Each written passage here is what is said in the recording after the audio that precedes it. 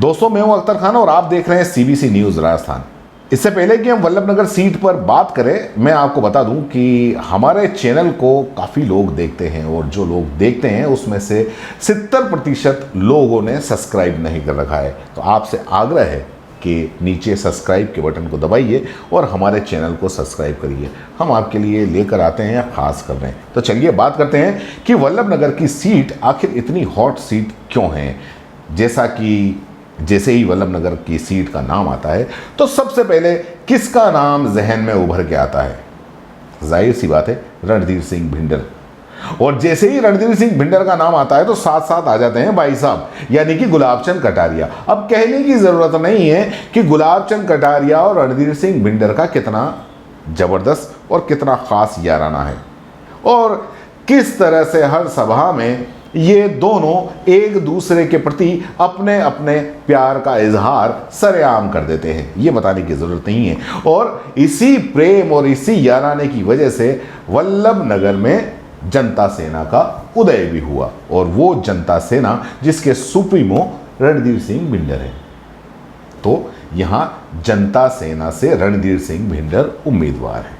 रणधीर सिंह भिंडर 2 बार विधायक रह चुके हैं। 2003 में भिंडर यहां बीजेपी के टिकट पर चुनाव लड़े थे और उन्होंने पूर्व गृह मंत्री और कांग्रेस के दिग्गज नेता गुलाब सिंह शेखावत को हराया था। मगर नेता प्रतिपक्ष और भाजपा के कद्दावर नेता गुलाबचंद कटारिया को भिंडर फूटी आंख भी नहीं सुहाते। भिंडर को हराने के लिए कटारिया खुलेआम ये बयान तक दे चुके हैं कि अगर भाजपा को वोट न दो तो कांग्रेस को दे देना, मगर भिंडर को वोट मत देना। दोनों नेता एक दूसरे के खिलाफ बयान देते रहते हैं और इनके बयान की वजह से ये अक्सर चर्चा में भी रहते हैं। अब बात करते हैं शेखावत परिवार की, वल्लभनगर सीट पर शेखावत परिवार की। वल्लभनगर से गुलाब सिंह शेखावत, जो कि पहले गृह मंत्री भी रह चुके हैं, काफ़ी बार ये चुनाव जीते भी। और गुलाब सिंह शेखावत के निधन के बाद में कमान संभाली उनके बेटे गजेंद्र सिंह शेखावत ने और वो ही विधायक भी थे, लेकिन उनका निधन हो गया और निधन के बाद ही यहाँ पर अभी उपचुनाव हो रहे हैं। लेकिन माना कि वल्लभनगर सीट गजेंद्र सिंह शेखावत की सीट अभी थी, जिन्होंने पिछले साल राजस्थान की अशोक गहलोत सरकार से बगावत की थी। तो ये बगावत की वजह से भी चर्चा में है। पिछले साल सीजन में 22 विधायकों के साथ लेकर सचिन पायलट अशोक गहलोत के खिलाफ दिल्ली चले गए थे। उनमें से एक गजेंद्र सिंह शेखावत भी थे। शेखावत पायलट के साथ रहे और उनका खुलकर समर्थन भी किया। ऐसे में अब टिकट तय करने से लेकर प्रचार तक इस सीट से जुड़ा हर निर्णय सियासी संकेत होगा कि आखिर किसको टिकट मिलेगा, किसको टिकट नहीं मिलेगा। लेकिन अगर देखा जाए तो कांग्रेस के दावेदार यहाँ पर काफ़ी खड़े हो गए हैं और काफ़ी खबरों में भी बने हुए हैं कि सब कह रहे हैं कि पहले आप जनता की सुनो, आप पूरा सर्वे करवाओ, उसके बाद में आप टिकट देना। कांग्रेस की एक बड़ी दुविधा ये भी है कि यहाँ सबसे बड़े राजनीतिक परिवार जिसकी हम बात कर रहे हैं, शेखावत परिवार, उसमें कलह चल रही है। गजेंद्र सिंह के निधन के बाद उनकी पत्नी प्रीति शेखावत और बड़े भाई देवेंद्र सिंह शेखावत टिकट की दावेदारी कर रहे हैं। देवेंद्र सिंह ने पिछले माह गजेंद्र सिंह और प्रीति पर कई संगीन आरोप भी लगाए। वे यहां तक कह चुके हैं कि अगर प्रीति शेखावत को टिकट मिलता है तो वो निर्दलीय चुनाव लड़ेंगे। वहीं प्रीति शेखावत भी पीछे हटने के मूड में बिल्कुल भी नहीं दिख रही हैं। वल्लभनगर में रणधीर सिंह भिंडर यूं तो जनता सेना से हैं, मगर उनकी पूर्व मुख्यमंत्री वसुंधरा राजे और संघ के नजदीकियों से जो नजदीकियां हैं वो जग जाहिर है। भिंडर खुद को खुलकर वसुंधरा के गुट का बताते हैं। ये बात अलग है कि भिंडर ने अपनी जनता सेना बना रखी है। जनता सेना क्यों बना रखी है वो मैं पहले बता चुका हूं कि गुलाबचंद कटारिया के याराना की वजह से, खास याराने की वजह से वो टूटकर जनता सेना बनी।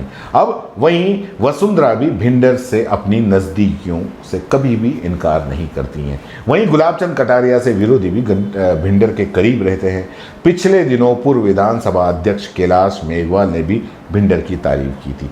अब ऐसे में ये बिल्कुल ये माना जाए कि वल्लभनगर सीट का जो चुनाव है उस पर पूरी राज्य की नज़रें गड़ी हुई हैं कि आखिर कौन जीतेगा। हमेशा जब से ये जनता सेना आई है, जनता सेना आने के बाद में मुकाबला यहाँ पर त्रिकोणी रहा है और अभी भी त्रिकोणीय रहेगा। बीजेपी का कौन उम्मीदवार होगा, कौन उम्मीदवार नहीं होगा, इस बारे में अभी खुलकर कोई भी बात नहीं आई है। जब भी होगा हम आपके सामने आएंगे। दोस्तों, सीबीसी न्यूज आपके सहयोग से लगातार बढ़ता जा रहा है। स्वतंत्र पत्रकारिता का सहयोग करने के लिए आपका धन्यवाद।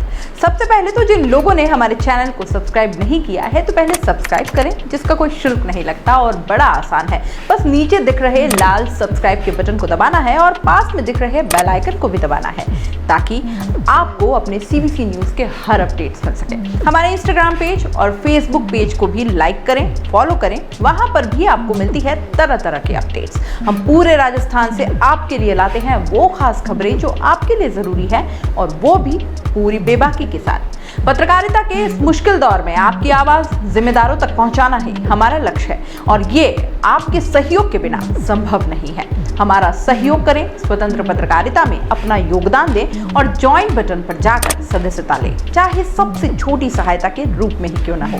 जनता की बेबाक आवाज बने रहें, उसके लिए सहयोग आपको ही करना है। सब्सक्राइब करिए और ज्वाइन बटन पर क्लिक कर सदस्यता ग्रहण कीजिए।